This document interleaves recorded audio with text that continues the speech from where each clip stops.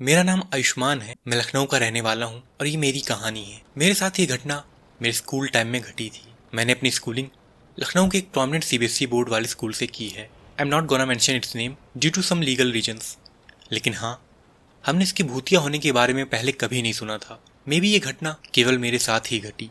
बात 8 नवंबर 2016 की है। उस दिन हमारे स्कूल का एनुअल फंक्शन था। हमारे स्कूल में एनुअल फंक्शन हर 4 साल पर होता था, जिस कारण उसमें पार्टिसिपेट कर रहे सभी स्टूडेंट और टीचर काफ़ी एक्साइटेड थे।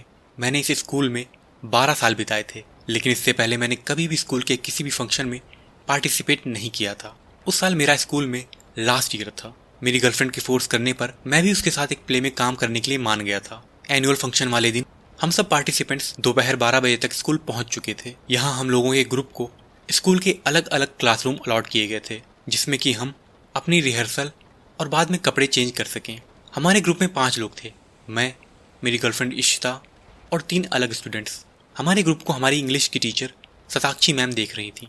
सताक्षी मैम ने हमारे ग्रुप को लाइब्रेरी अलॉट कराया था। लाइब्रेरी हमारे स्कूल के 2nd फ्लोर पर थी। शाम के 6 बजे के करीब एनुअल फंक्शन स्टार्ट हो चुका था। पहले छोटे बच्चों का शो था। वहाँ लाइब्रेरी में हम लोग अपने प्ले के अकॉर्डिंग गेटअप चेंज कर रहे थे। बैठे बैठे 9 बज चुके थे। तभी सताक्षी मैम लाइब्रेरी में आई और हमें स्टेज के पीछे पहुंचने के लिए बोली। उन्होंने बताया कि तुम लोगों का प्ले 3rd नंबर पर है, तब तक तुम लोग जाकर वहीं स्टेज के पीछे बैठो। मैम के कहने के अकॉर्डिंग हम सभी सीढ़ियों से उतरते हुए ग्राउंड फ्लोर पर आए और वहां बने ऑडिटोरियम में स्टेज के पीछे जाकर बैठ गए। कुछ देर बीतने के बाद पहले ग्रुप का प्ले खत्म होकर दूसरे का स्टार्ट हो चुका था। तीसरा नंबर हमारा था। मैं पलट कर मेरे पीछे लगी कुर्सी पर बैठे अपने ग्रुप की ओर देखा। ग्रुप में एक लोग कम था और वो इशिता थी। मैंने इधर उधर नजर घुमाई पर वो कहीं भी नहीं थी। मैं इशिता को ढूंढने के लिए कुर्सी से उठा और वॉशरूम की ओर चल दिया। वॉशरूम पहुंचा तो देखा कि अंदर पूरा अंधेरा छाया हुआ है। मैंने वॉशरूम की लाइट्स ऑन की और इशिता को आवाज लगाई, इशिता।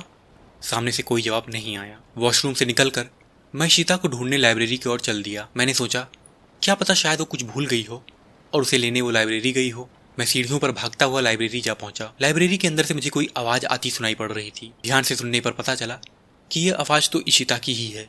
मैं लाइब्रेरी का गेट खोलकर अंदर जा पहुंचा। वहां इशिता सीट पर बैठी हुई थी। मैंने इशिता से पूछा, तुम यहाँ क्या कर रही हो? इशिता ने जवाब दिया, बस वो एक काम था, उस वजह से मैं यहाँ आई हुई थी। जिस पर मैंने कहा, हाँ तो फिर चलो अब। इशिता ने जवाब दिया, थोड़ी देर रुक जाओ, इतनी भी क्या जल्दी है। मैं इशिता के बगल जाकर बैठ गया। मैंने उससे पूछा, क्या हुआ, कोई प्रॉब्लम है? उसने कहा, नहीं, बस थोड़ी देर तुम्हारे साथ अकेले बिताना चाहती हूँ। मुझे उसकी बातें काफ़ी अजीब लग रही थी। मैंने पूछा, क्या मतलब? इशिता ने बोला, हम दोनों पिछले 10 साल से एक दूसरे को जानते हैं। इस साल हमारा आखिरी साल है। साथ बैठकर अकेले में इस मेमोरी को चेरिश करते हैं। मुझे लिटरली उसकी कोई भी बात समझ में नहीं आ रही थी। मैंने दोबारा पूछा, क्या मतलब? मेरे इतना पूछते ही इशिता झट से उठ खड़ी हुई और मेरे फोरहेड पर किस करके बोली, कुछ भी नहीं, बस थोड़ी देर मेरे साथ यहाँ बैठो। मैंने कहा, ठीक है। अगले 5 मिनट तक हम साथ बैठकर बात करते रहे। तभी लाइब्रेरी के गेट पर जोर जोर से नॉक हुआ। मैंने पूछा, कौन है? गेट के उस पार सताक्षी मैम थी। उन्होंने पूछा, आयुष्मान तुम अंदर क्या कर रहे हो? मैं घबरा गया। मैंने कहा, कुछ भी नहीं मैम। उन्होंने दोबारा पूछा, तुम कॉस्ट्यूम पहन चुके हो ना? मैंने कहा, हाँ। मैंने इतना कहते ही सताक्षी मैम ने धक्के से गेट खोल दिया और पूछा, तुम आखिर यहाँ कर क्या रहे हो? मैं सन्न था। मैम ने मुझसे दोबारा पूछा, अरे क्या हो गया है अब?